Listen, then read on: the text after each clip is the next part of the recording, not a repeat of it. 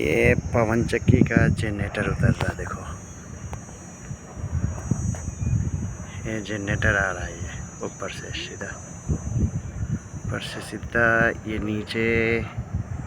नीचे ये बेंच रहा है, नीचे ये बेंच रहा है। दो तरफ से आदमी लोग रस्सा पकड़ रहेगा, एक उधर है एक इधर है।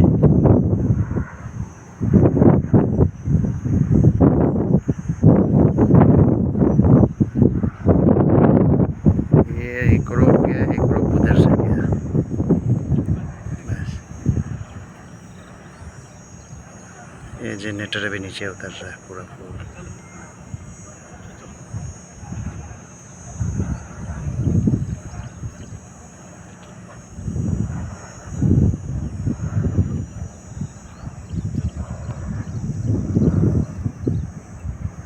ये बेंच आरिया हो रहा है, इसी बेंच से उतरता है।